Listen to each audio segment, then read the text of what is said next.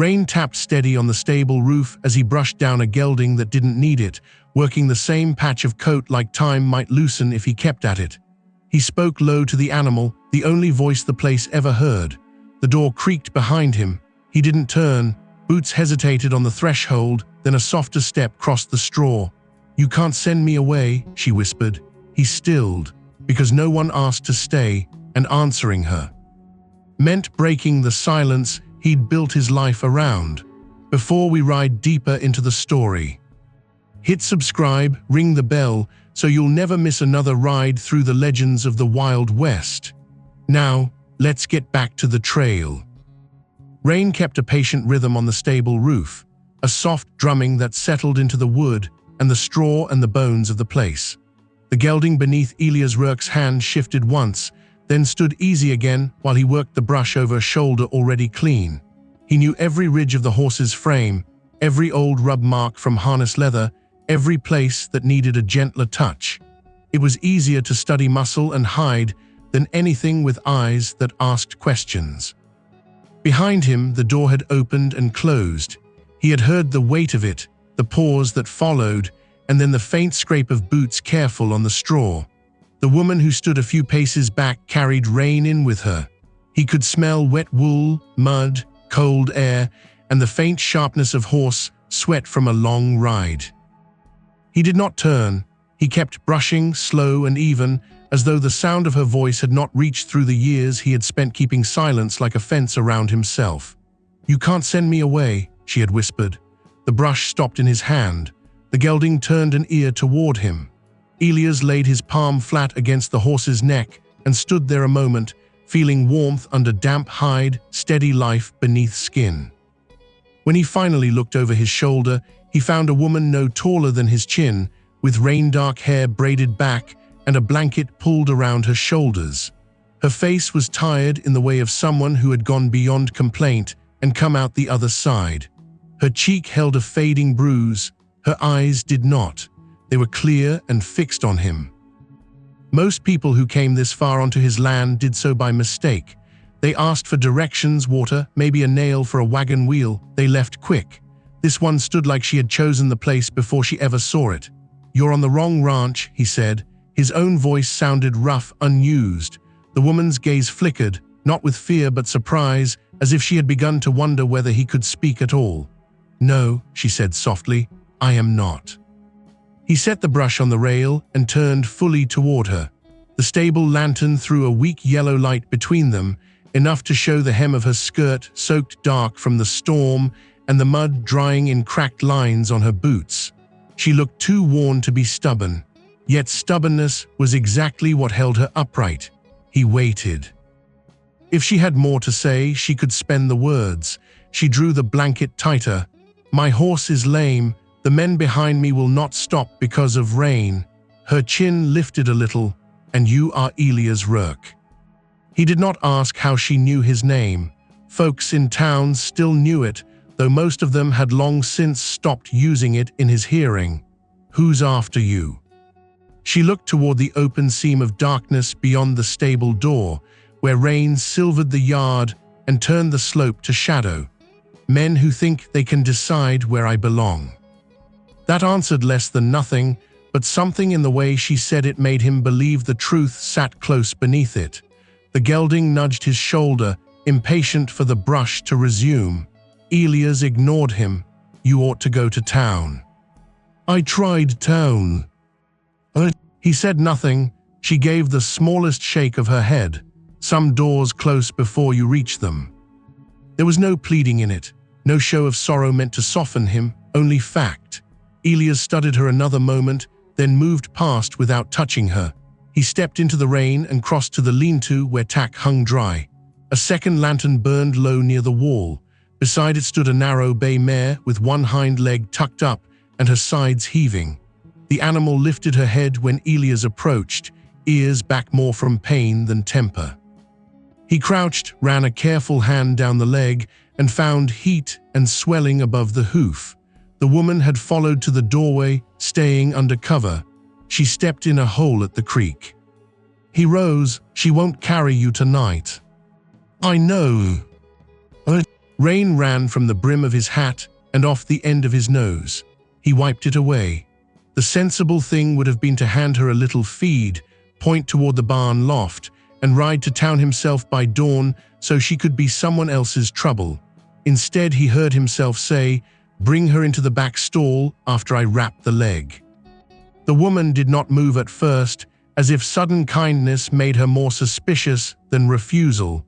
Then she nodded once. "Thank you." He did not answer.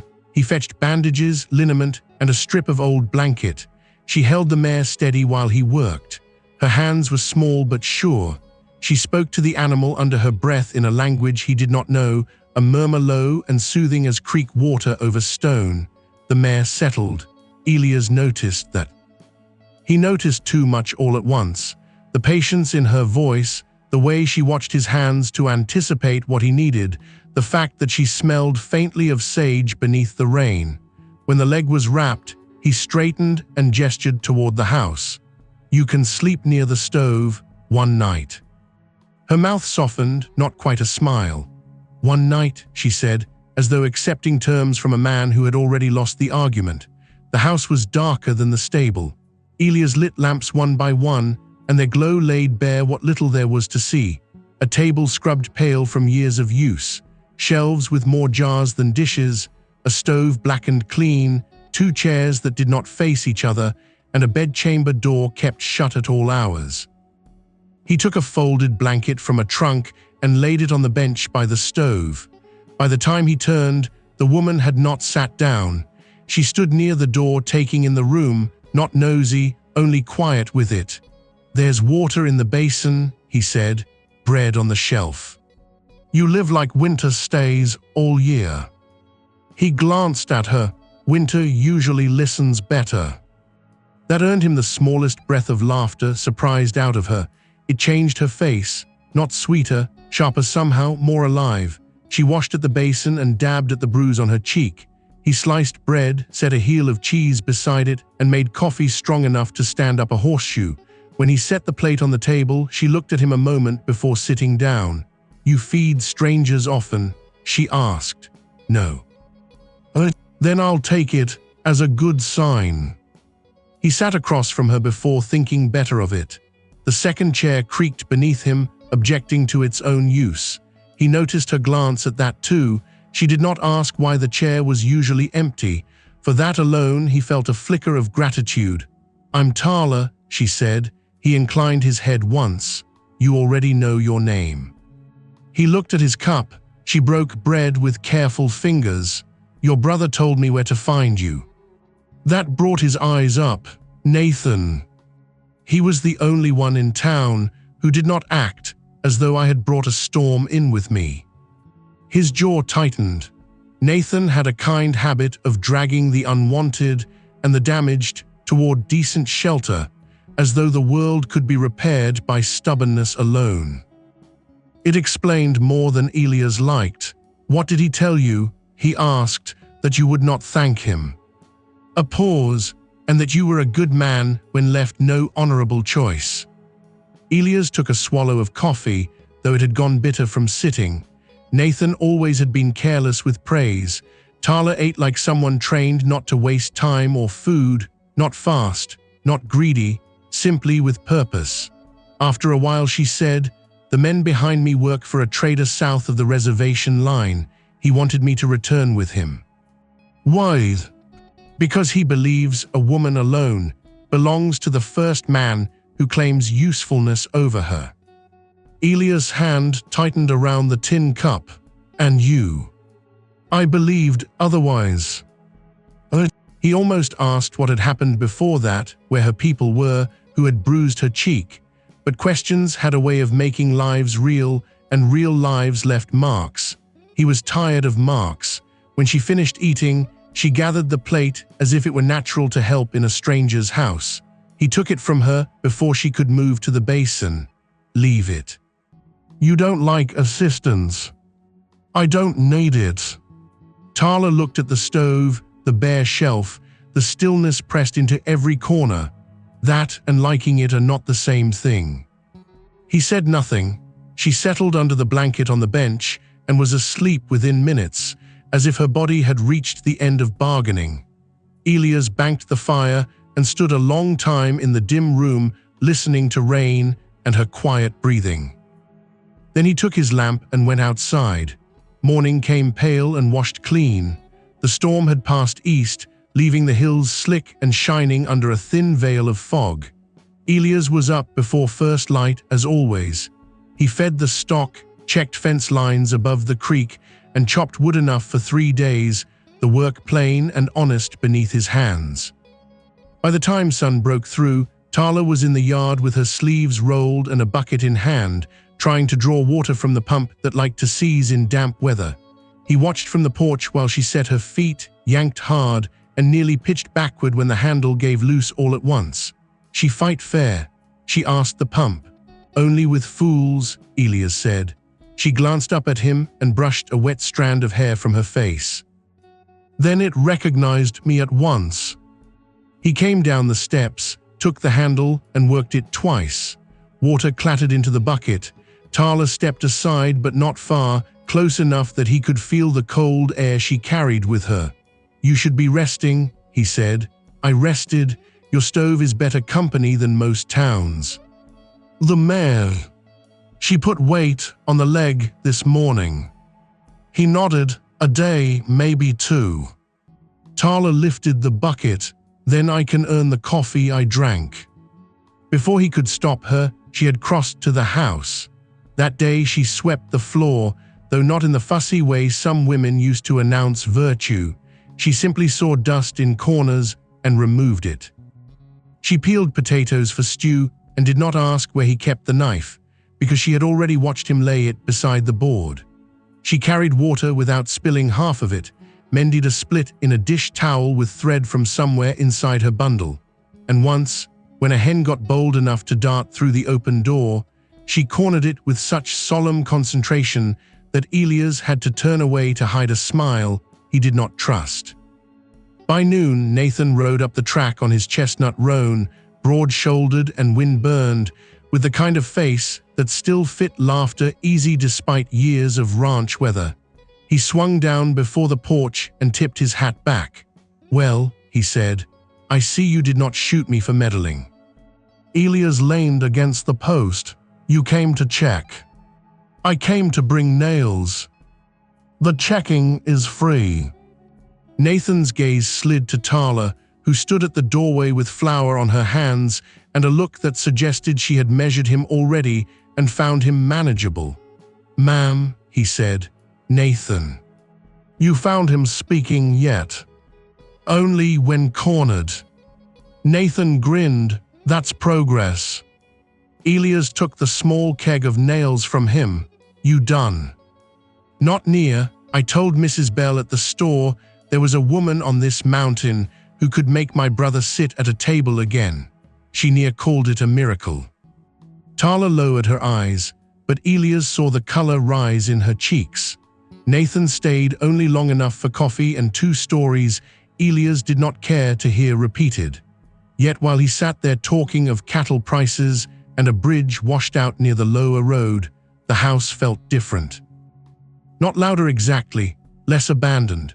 Tala listened with her head bent over mending, and once or twice she smiled at the proper places, and Elias realized with unease that he had not heard ordinary conversation under his roof in nearly 3 years. When Nathan rode off, silence returned, but it no longer sat quite where it used to. On the second day, Tala asked nothing about leaving. Instead, she followed him to the lower pasture, carrying a sack of oats for the mare. At the fence line, she paused to look over the spread of his land, rolling grass bent gold under the sun, a stand of cottonwoods along the creek, dark pines climbing the ridge above the house. "It is beautiful," she said. "It's work." "That too." He mended a broken rail while she held the wire taut. Her hands were quick, uncomplaining even when the metal bit. Later in the stable, she watched him trim a hoof and asked how he knew where to cut. He showed her with the knife, pointing at frog and wall, at the places pressure built if a man was careless. She listened close. The next morning he found her cleaning tack with the quiet attention of someone who understood that usefulness was a language all its own. 3 days became 4. The mare limped less. Elias told himself each sunrise would be the one Tala saddled up and rode on. Instead, she seemed to settle into the place like rainwater into dry ground, not changing its shape at first, only sinking in. On Friday, he had to go to town for feed and lamp oil. He meant to leave her at the ranch. Tala came out of the house with her shawl pinned and climbed into the wagon before he could say otherwise. "Get down. I need thread. You don't need town." Her expression stayed calm. Town may disagree. It did. By the time they rolled onto Main Street, half the place had taken notice. Mrs. Bell, who ran the general store with a spine like a rifle rod and spectacles forever slipping down her nose, looked from Elias to Tala and back again with open interest. "You alive then, Mr. Rourke?" she said. "I had begun to think the mountains swallowed you." "Still trying," he muttered. Mrs. Bell came around the counter to greet Tala properly. Within minutes, thread had turned into cloth into a list of practical things no one had purchased for Elias' house in a very long time. Soap that smelled faintly of lavender, a new tin ladle, lamp wicks, coffee beans less stale than his own, and a length of blue ribbon Tala held up only to set back down. Elias saw Mrs. Bell notice it. He saw Tala place it aside with unnecessary care, as though wanting something small was more indulgence than she allowed herself. When he paid, the ribbon lay folded among the purchases. Outside the store, Tala found it and looked at him. "I did not ask for this." "No. Then why?" He hitched the sacks higher in the wagon. "Because Mrs. Bell would talk for a month if I left it behind." A lie so poor it almost qualified as honesty. Tala's mouth curved. She did not press him. She tied the ribbon around the end of her braid before they had reached the far edge of town. They stopped at the blacksmith, then the feed shed, then the churchyard where Nathan stood with the pastor repairing a broken gate. Nathan waved them down. Tala stepped from the wagon to stretch her legs while the men talked. A little girl in scuffed boots stared at the ribbon in Tala's hair, then at Tala's face, and finally offered her a dandelion gone mostly to seed. Tala accepted it with solemn thanks, as though handed gold. Elias watched from the wagon seat. There was nothing remarkable in the scene, a woman bending to a child, a flower, sun on dust, yet something about it lodged under his ribs. He turned away first.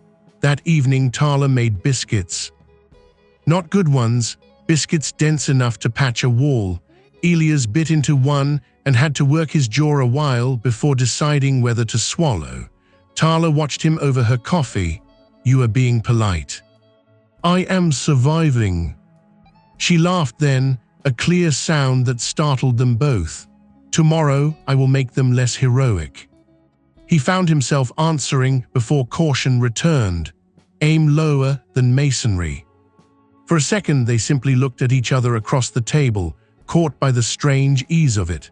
Then Tala shook her head, smiling into her cup, and Elias felt the room shift around that small shared thing.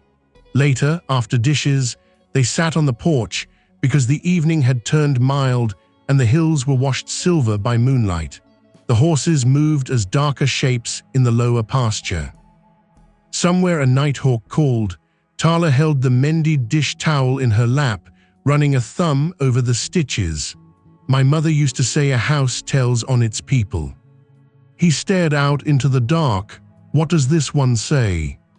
"That's someone inside." It got tired of expecting footsteps. His chest tightened. He did not ask how she knew. Some grief had the same shape no matter where it was carried. After a time he said, "My wife used to sing while she cooked." Off key. Tala waited. She believed volume fixed it. A small silence passed, full of crickets and the settling night. "You still hear her?" Tala asked. "Sometimes." "That is not always a wound." He looked down at his hands, broad and scarred and empty. "Feels like one." She did not answer, with comfort. He was grateful for that too. The next afternoon, the mare spooked at a rolled tarp in the yard. Tala moved to catch the lead rope just as the animal jumped sideways. Her boots slid in the mud. Elias reached on instinct and caught her around the waist before she hit the ground. It lasted no more than a breath. A body's balance found, a hand where it needed to be, yet the moment stretched with its own startled weight. Tala's palm braced against his chest. He could feel the warmth of it even through his shirt. Her face was near enough that he saw the gold-brown flecks in her eyes, the faint scar near one temple, the quick rise and fall of her breath. "Easy," he said, though he could not tell whether he meant the horse or himself. Tala steadied. He let go at once and stepped back hard enough that his boot struck the water trough. The mare settled. The yard went quiet. "Thank you," Tala said. He nodded and turned away, too abrupt. He spent the rest of the afternoon fixing a harness strap that did not need fixing, then chopping kindling down to slivers. By supper he had said almost nothing. Tala did not ask why. That made it worse. 2 mornings later, Elias came in from the barn to find the closed bedchamber door standing open. He stopped. Tala was inside, not rifling through drawers or touching what was private, only kneeling beside the cedar chest beneath the window. In her hands lay the small quilt his wife had once started for a child that never learned to walk. The stitching had come loose along one edge. Tala had set needle and thread beside her knee. She looked up as he entered, and in that instant knew. "I'm sorry," she said quietly. It was slipping apart. The room seemed to narrow around him. For years he had kept that door shut because some things, once looked at, asked to be remembered whole. The little shirt folded in the top drawer, the hair ribbon faded with time, the smell of cedar and old linen and absence. He had thought if the room stayed still enough, grief might do the same, but Tala's hands rested on the quilt not like a trespasser, like someone trying to keep a wound from fraying wider. He sat down on the edge of the bed because his knees had gone uncertain. His voice came out low and stripped. "My daughter lived 9 days." Tala said nothing. Anna followed her in winter. He stared at the floorboards. Fever took both, same week, same house. His throat tightened around the next words. "And I kept working because there was wood to split and stock to feed and a doctor who could not do a thing more than look sorry." The silence after it was not empty. It held. "I thought," he said, "if I stopped hearing anything human under this roof, I could keep breathing without expecting mercy." Tala set the quilt down and crossed the room slowly, giving him time to pull away if he wanted. He did not. She knelt in front of him, not touching at first. "Loving what was lost does not ask you to live buried with it," she said. He closed his eyes. The words went in deeper than comfort had any right to. When her hand finally came to rest over his, it was warm and steady. He did not break, not all at once, but something in him gave way enough for breath to turn sharp, enough for his head to bow, enough for the years he had kept packed tight behind his ribs to loosen one small measure. By evening, the bedchamber door was still open. At supper, neither of them spoke much. They did not need to. The stove gave off a low heat. Outside, dusk folded over the pasture. Inside, the room felt changed by almost nothing visible at all. Afterward, Tala rose and crossed to the peg by the door where her shawl hung. She took it down, folded it over her arm and said, "The mare can travel tomorrow. I should go." The words struck harder than they ought to have.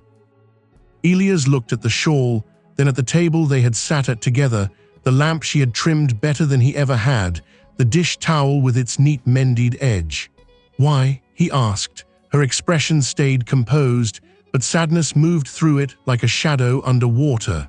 "Because staying without being asked becomes another kind of burden." He stood. For one terrible second, he nearly let silence win again. It had trained him well. It told him this was safer, that empty rooms did not die on a man twice. Instead, he heard his own voice, rough but sure. "Stay." Tala waited. He stepped closer, not near enough to crowd her, only near enough that leaving would now be a choice she made with his truth in the room. "You changed this house," he said. "You changed the sound of it. The way mornings come in, the way I walk into it at night." He swallowed once. "I was afraid of that. I am still afraid." Her eyes shone, though she did not cry. "I thought loving again would feel like turning my back on the dead," he said. "But it feels more like you opened a window in a room I sealed shut and forgot I was suffocating in." Tala's hand tightened around the folded shawl. "I do not know how to say these things prettily," he went on. "I only know I do not want this ranch or this life to go back to what it was before you crossed my stable."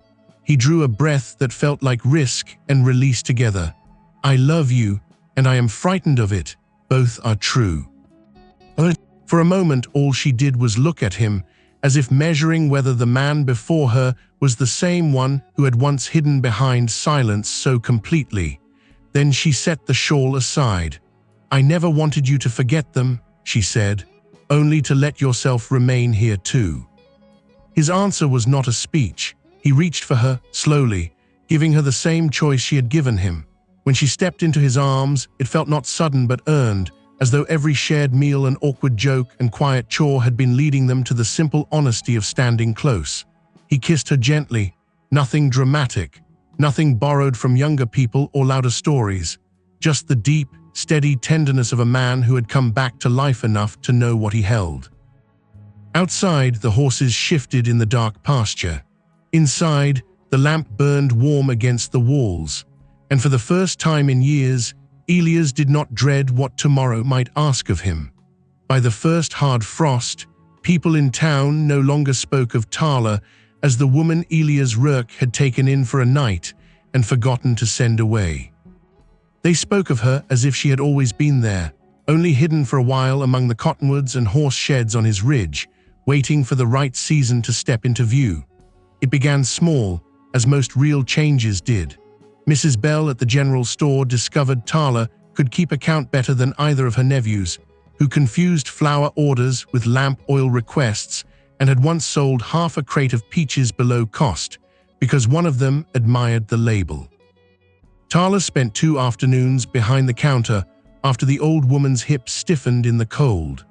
She wrote neat figures in the ledger, wrapped purchases in brown paper tight enough to survive the wagon ride home, and answered foolish questions with such calm seriousness that men twice her age left feeling they had been politely corrected by someone far wiser than themselves. By the end of the week, Mrs. Bell had begun setting aside small tasks for her whenever Elias brought in feed orders or fence staples. Not charity, work. Tala treated it that way. She rose early, helped Elias with the morning chores when he allowed it, then rode the heeling bay mare into town with a basket tied behind the saddle, and returned by late afternoon with sugar, thread, or news she delivered only if it mattered. She never came back empty-handed. Once it was a sack of cracked corn Mrs. Bell no longer needed. Another time it was a bundle of old church linens the widow Parker thought might be mended rather than thrown away. Once, to Elias' suspicion and the mare's irritation, it was a crate of 6 chicks that peeped all the way up the ridge and greeted the ranch house like a traveling band of fools. He stood on the porch while Tala lifted the crate from the wagon. "No," he said.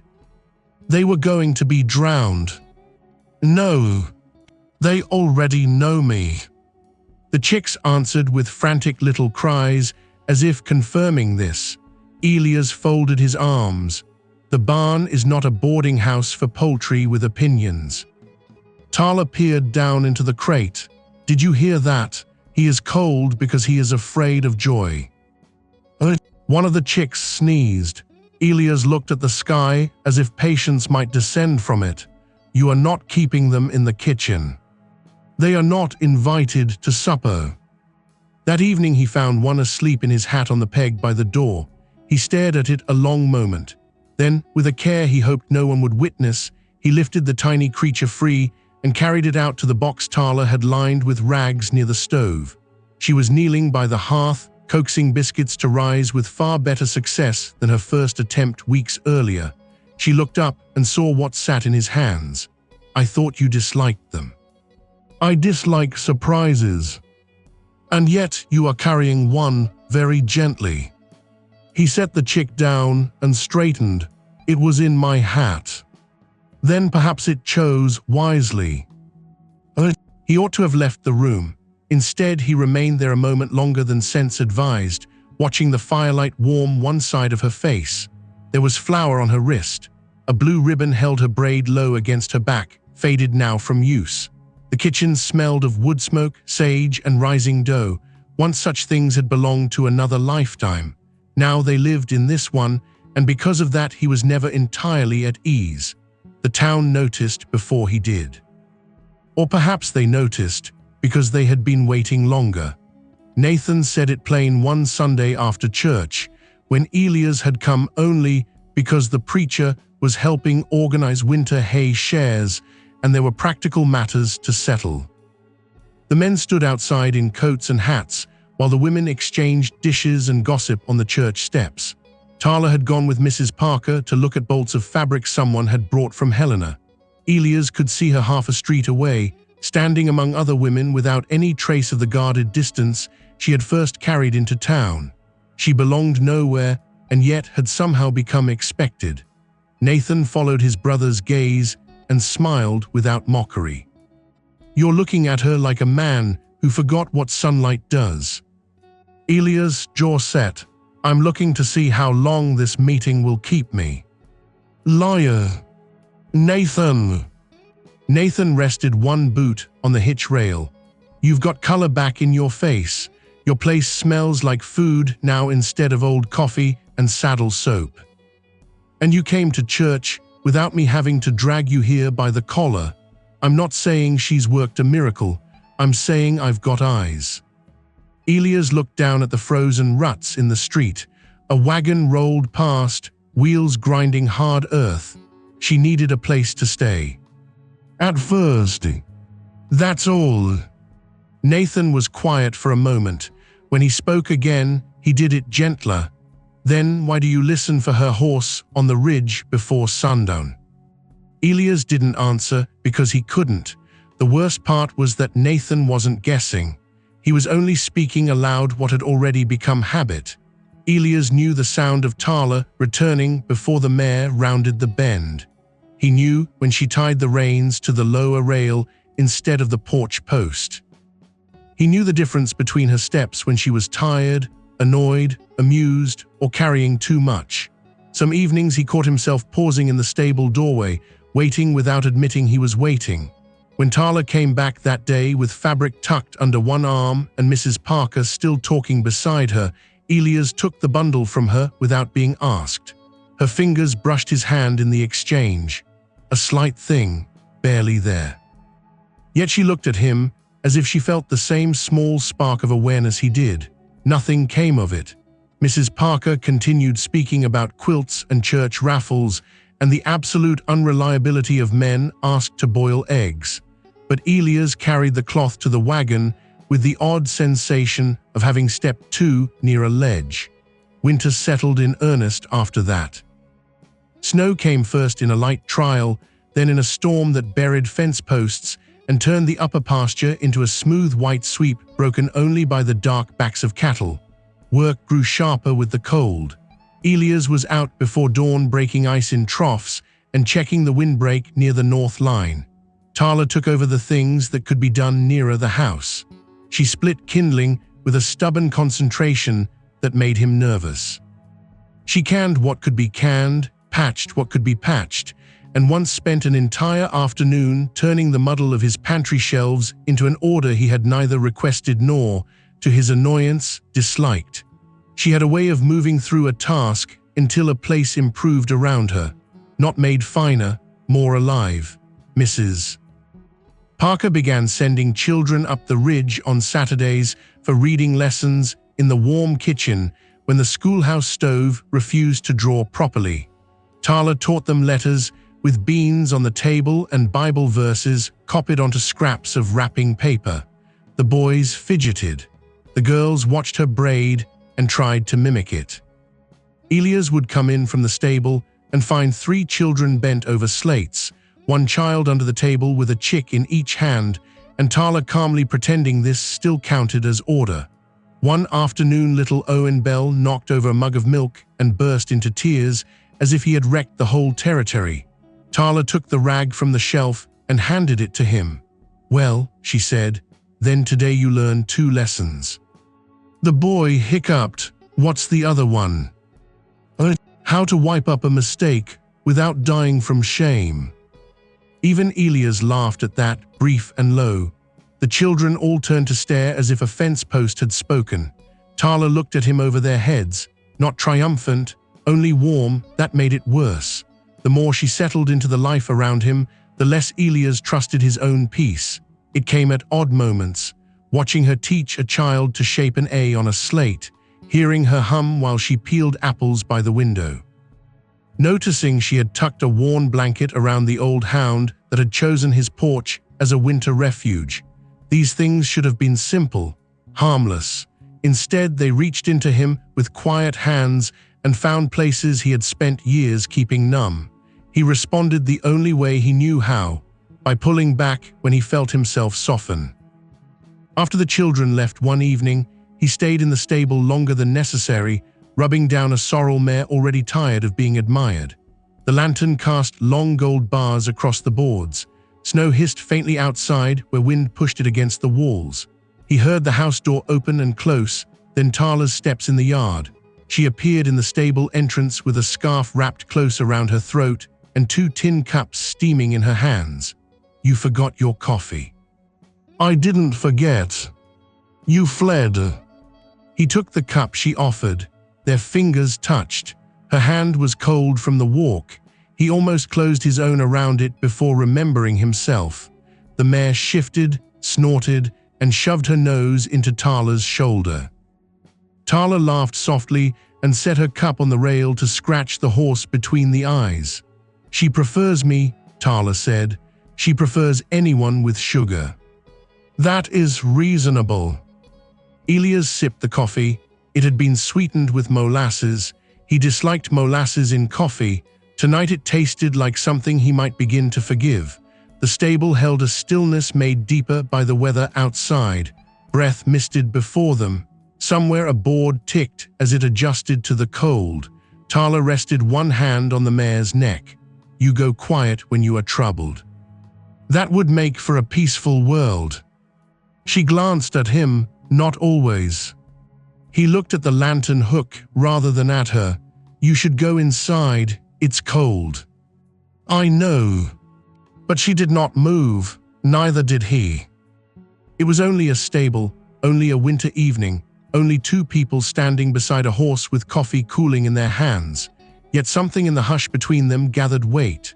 Not desire alone, though that had begun to unsettle him in ways he hated admitting.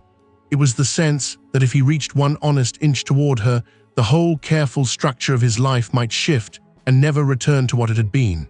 He set the cup down too hard. "You ought not bring coffee out after me." A small line appeared between her brows.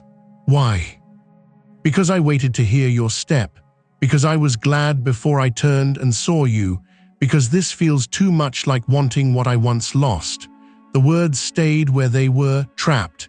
He chose the lesser truth. "Because I don't need tending."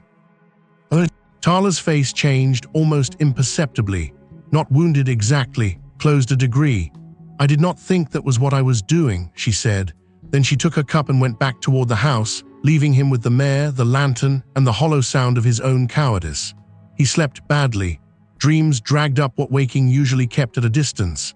Anna singing off-key at the stove, their baby wrapped against winter air, the fever-slick heat of a child too small for all the grief that followed. He woke before dawn with his chest tight and the taste of loss fresh as blood. For 2 days, he kept himself busier than sense required.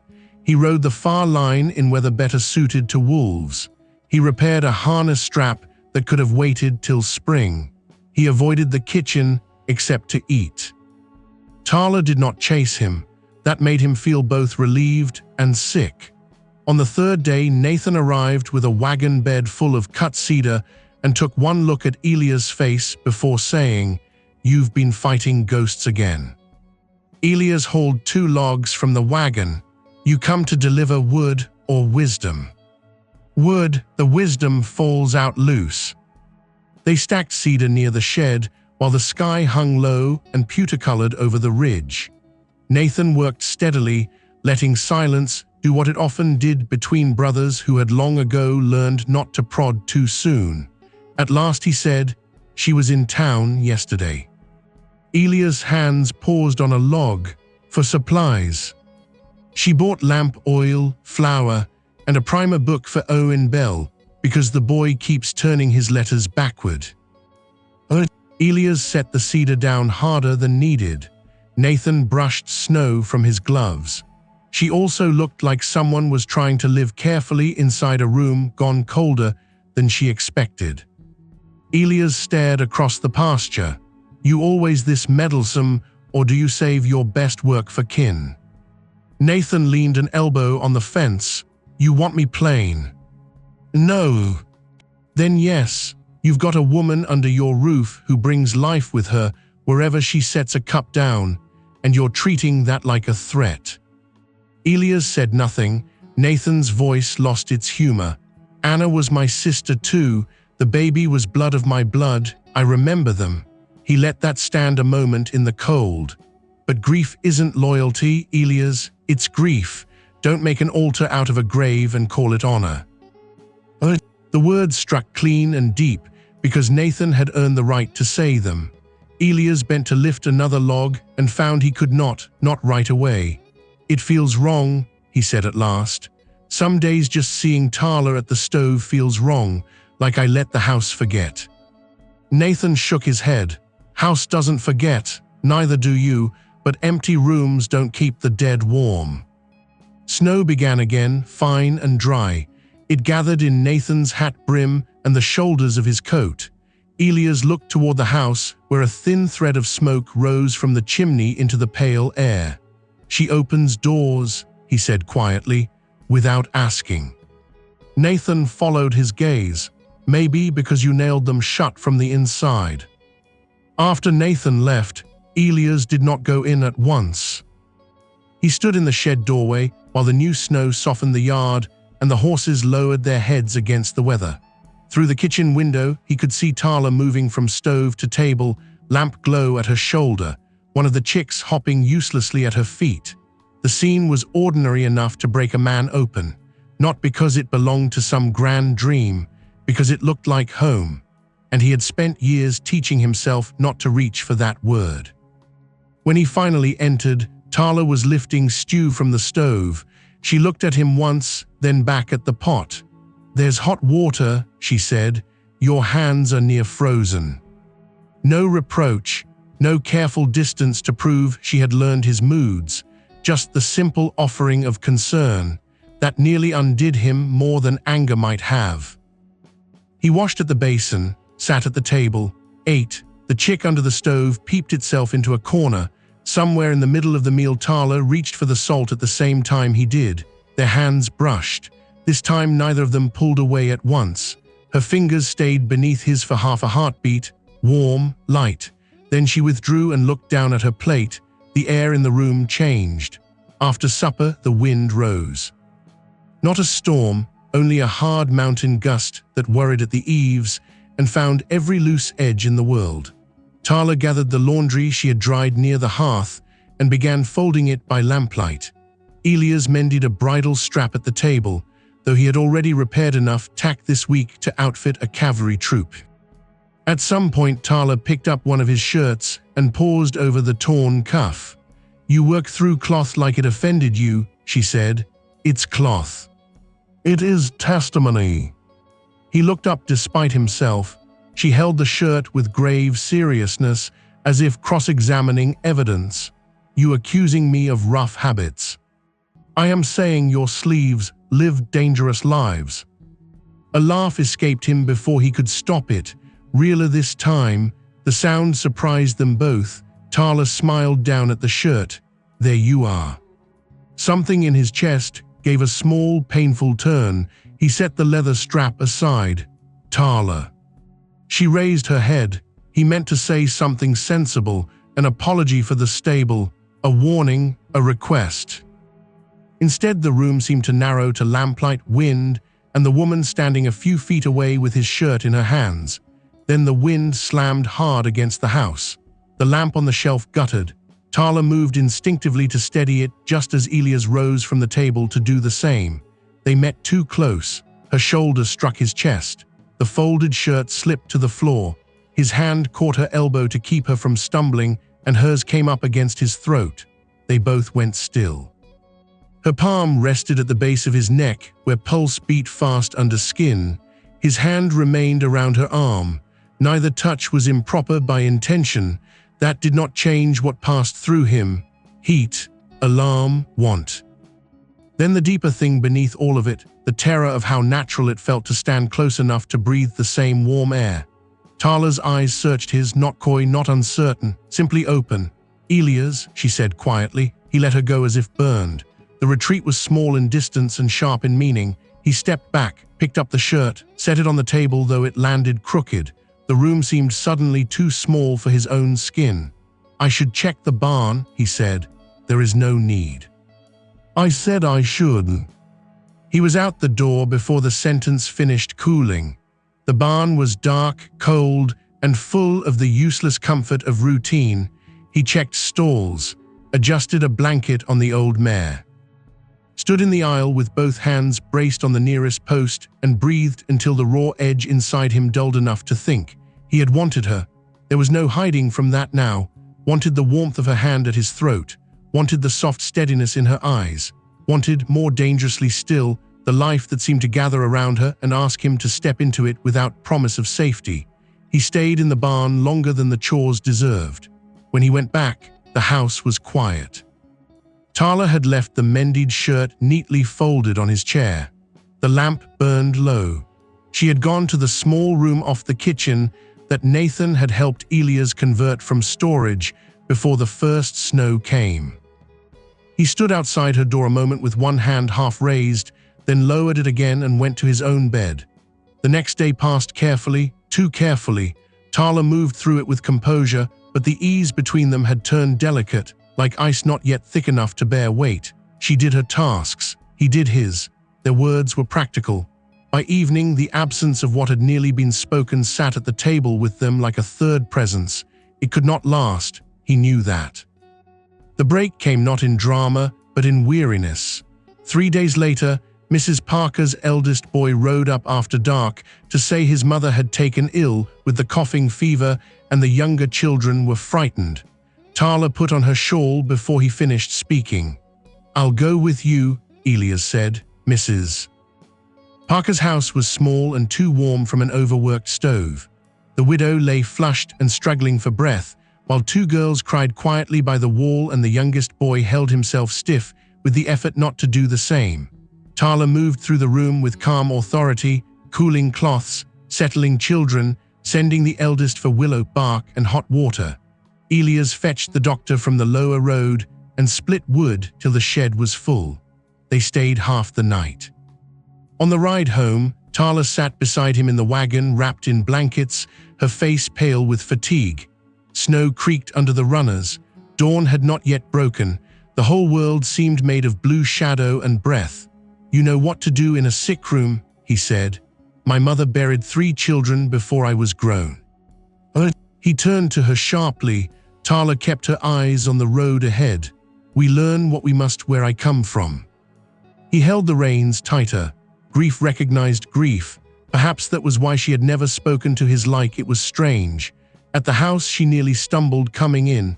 He caught her before she fell, hands firm around her shoulders this time, no accident to it. She was trembling from cold and exhaustion. "You're done for the day," he said. She gave a tired huff that might have been protest. "No." Something in his tone made her yield. He sat her by the stove, knelt to pull off her damp boots, and wrapped another blanket around her legs. The intimacy of it should have embarrassed them both. Instead, fatigue stripped the moment clean. Tala watched him with eyes gone soft from weariness. "You would make a severe nurse," she murmured. "I'm aiming for effective." That drew the faintest smile from her. Then, because sleep pulled at her too hard to resist, her hand drifted down and rested for an instant on his hair. A touch no heavier than blessing. He froze. She had likely not meant to do it. Her eyes were already closing, but the gesture reached through every defense he had left, not because it was romantic, because it was tender. Because once, long ago, Anna had smoothed his hair from his forehead when fever took him one winter, and he had thought no hand would ever do such a thing again. He rose too fast and turned away. By the time Tala woke later that morning, he was in the far pasture pretending fence damage demanded all of him. It took until evening for the breaking point to come. Snow had begun again, wet and heavy, the sort that clung to coats and muffled all sound beyond the walls. Elias came in near dark, soaked through at the shoulders and shaking with cold he had ignored too long. Tala met him by the door, took one look at his face, and said only, "Sit down." He might have resisted on another day, not this one. His body had gone past stubborn into spent. He sat in the chair by the stove while she brought dry towels and set water to heating.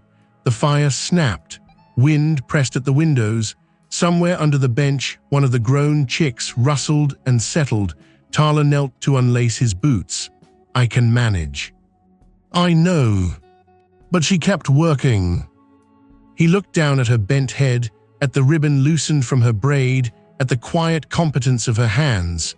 The room blurred for a moment, not from heat, from the force of holding too much too long.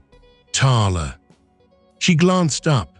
The grief came then, not grand, not loud, a quiet failure of all the boards he had nailed across himself. He covered his eyes with one hand and bent forward, breath shuddering once before he could hide it. Then again, for a terrible instant he felt ashamed, a grown man folding under sorrow like rotten timber. But Tala only rose and stood near, close enough to be there if asked, not so close as to crowd his pain. "I could not save them," he said into his hand. Her silence invited more. "Anna, the baby." "I worked and prayed and fetched water and split wood and rode for a doctor who already knew he was too late." His voice frayed. "And when it was over, everyone kept telling me time would make room around it, but time only made the house quieter." Tala knelt beside him again. He dropped his hand from his face. He was not weeping hard, only unable to stop the tears once they had started, which somehow felt worse. Less noble, more true. "I thought if I let myself care for this life again," he said, looking at the stove because he could not yet look at her, "it would mean I had survived them too easily." The words shamed him as soon as they were spoken. Tala's voice came low and steady. "There is no easy way to survive what buried part of you." He laughed once, brokenly, at the mercy in that. "I am tired," he admitted. "Tired of guarding empty rooms as if sorrow needs protecting. Tired of hearing your step at the door and feeling glad, then hating myself for it. Tired of being afraid that wanting what is here now makes me faithless to what was." At last he looked at her. Tala's eyes were bright, but she did not flinch from the rawness of him. "It does not." He breathed in sharply, as if the answer itself hurt. She placed her hand over his, fully, without hesitation. "Love that is gone is still love. Love that comes after does not erase it. It asks only whether you will go on living while you remember." The stove crackled. Snow whispered against the pane. Somewhere in the stable, a horse stamped once and settled. Elias bowed his head, and this time when the grief moved through him, he did not fight it. Tala stayed there beside his chair, her hand steady on his, while the years of silence finally gave way enough to let sorrow breathe in the open. Not cured, not finished, but witnessed, shared, human again. When it passed, or rather gentled, he sat back and let out a long, uneven breath. Tala rose to pour the hot water into a basin. She brought it along with a clean cloth and set it in his hands as if this too were part of carrying a man back from the far edge of himself. He washed his face. The water cooled quickly in the room. When he lowered the cloth, Tala was still there.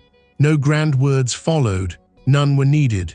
He took her hand before he could lose courage, held it, not like a drowning man. Like a man who had at last admitted he wanted something gentle enough to be frightened of breaking it, she did not pull away. Outside, winter deepened over the ridge. Inside, by the stove, silence no longer felt like exile. It felt like the first quiet after truth had finally been spoken aloud. For 2 days after the night by the stove, the ranch held a different kind of quiet.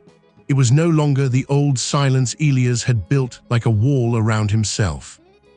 That one had been cold and fixed, meant to keep every living thing at a distance. This new quiet was more dangerous because it breathed.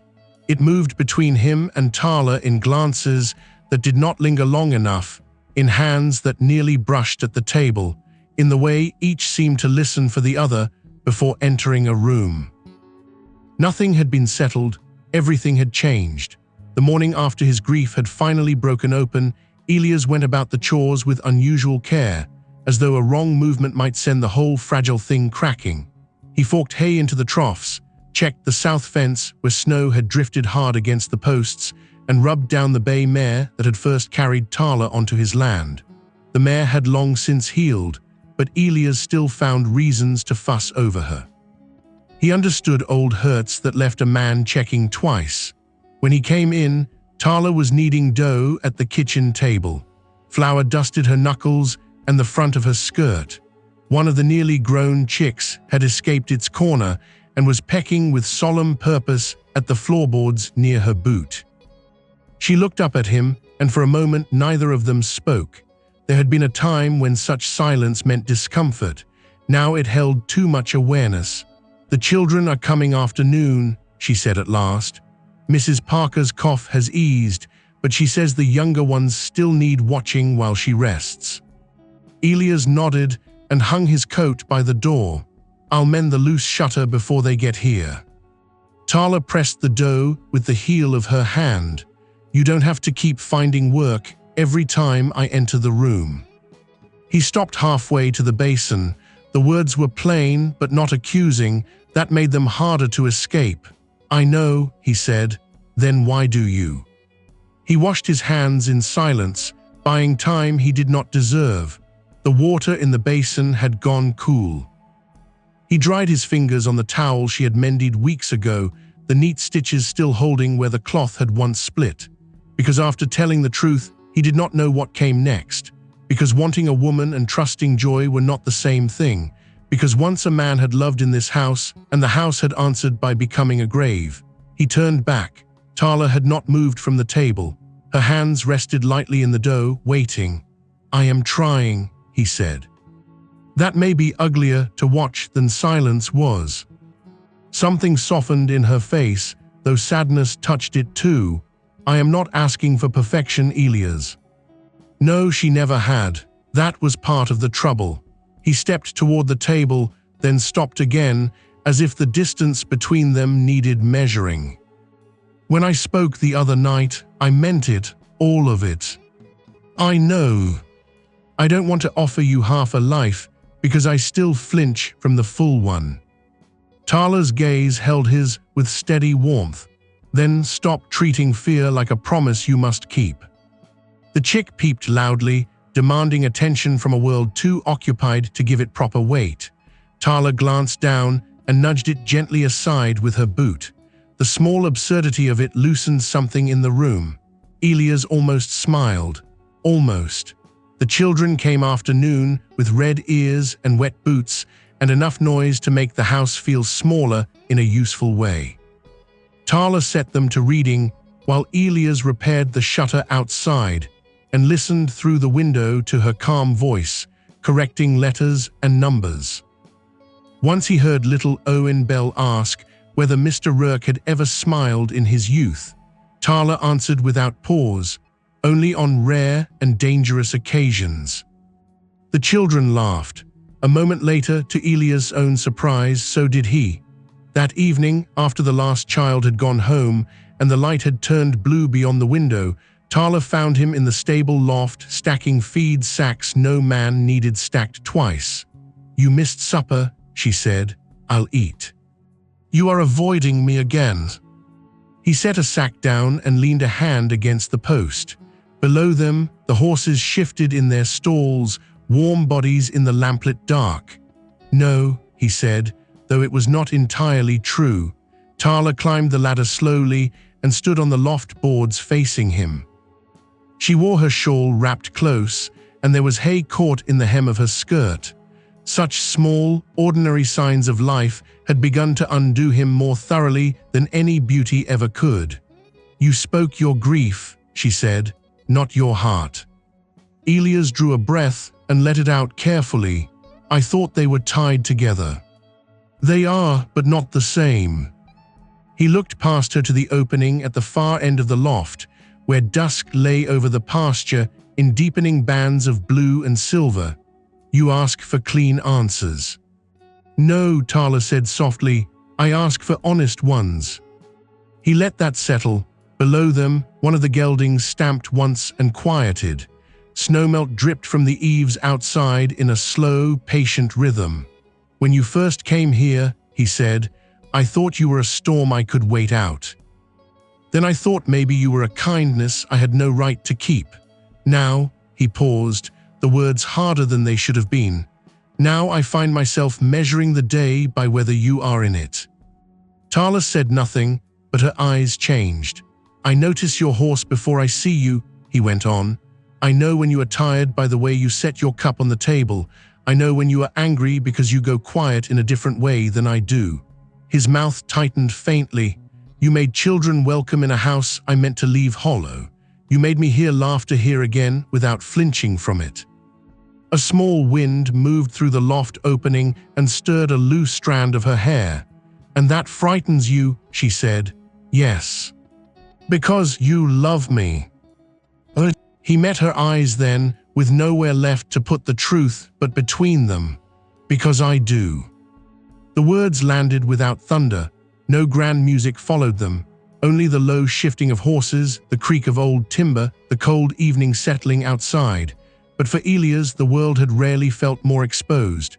Tala crossed the last step of distance between them, not much, just enough that he could see the faint mark near her temple and the steadiness in her mouth. "What else?" she asked. He gave one short, helpless shake of his head, as if a lesser man might have stopped there. "I am afraid," he said. "Afraid that wanting this much means I have forgotten how quickly it can be taken. Afraid that if I let myself be happy under this roof, I will one day stand in it again with nothing but echoes and know I was foolish to begin." His voice roughened. "And afraid that part of me still confuses sorrow with loyalty." Tala listened without interrupting. That had always been her way. She never rushed into a man's pain as though speed were mercy. At last she said, "You are not betraying the dead by loving the living." He shut his eyes briefly.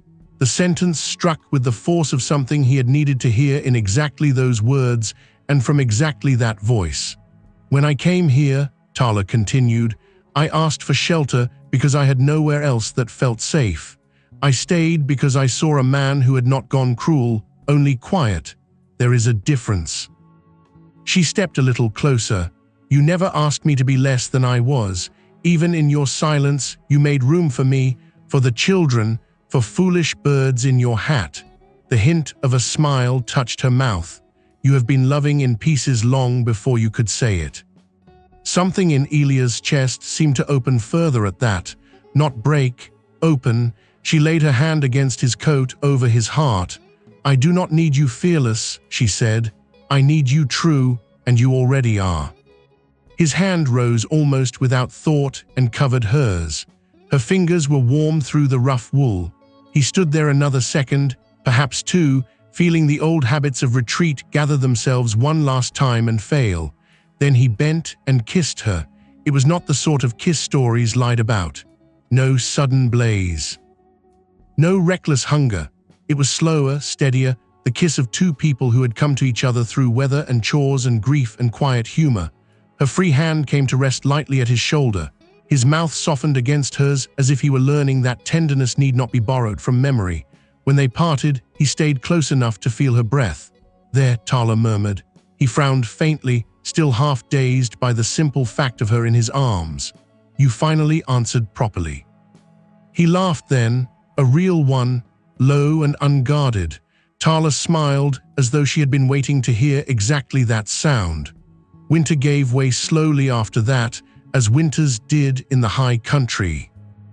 Snow retreated from the south slope first, then from the fence lines, then from the yard where the hens scratched with ridiculous confidence through half-frozen mud. The change inside the house came in the same way, little by little, until one day Elias looked up and realized the place no longer felt like a room he was borrowing from grief.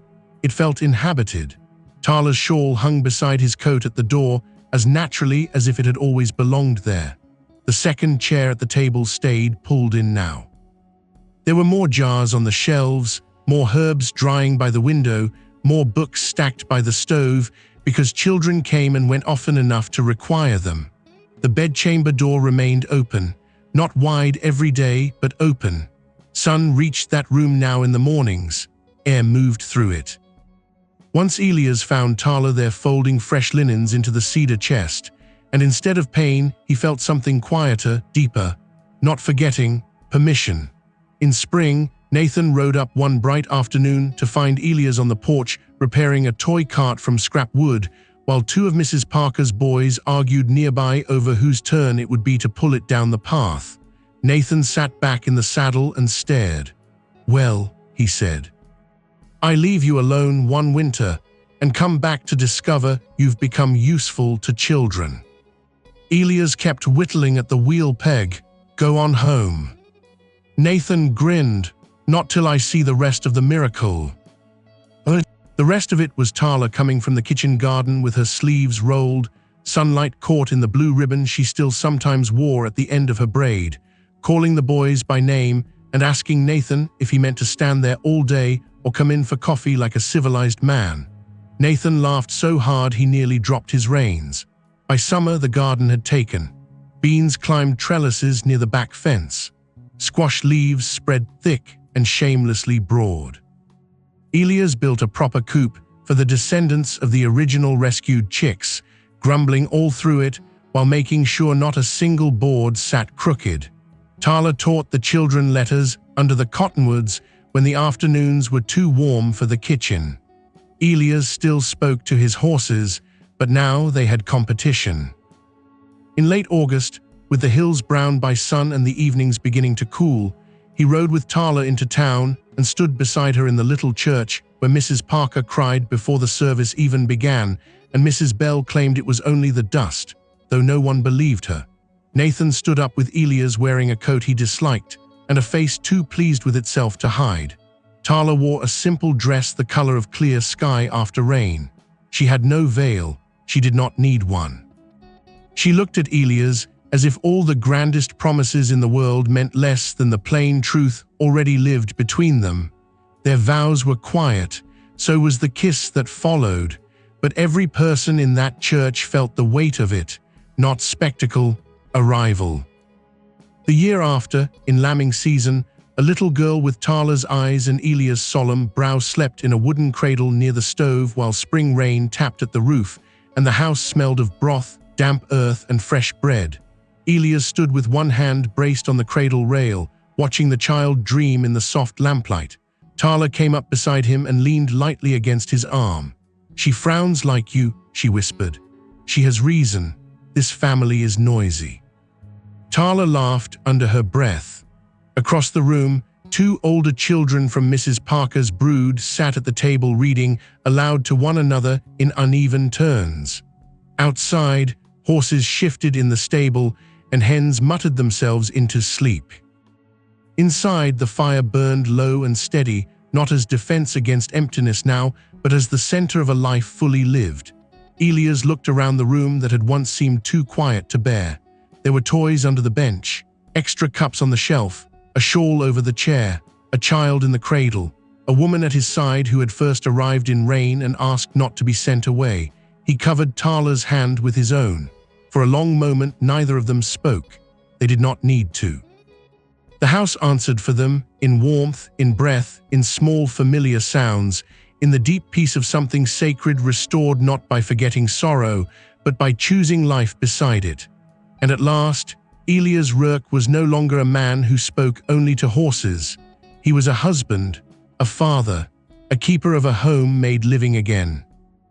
If this story stirred a memory or two, saddle up with us again. Hit subscribe and help this old frontier tales alive.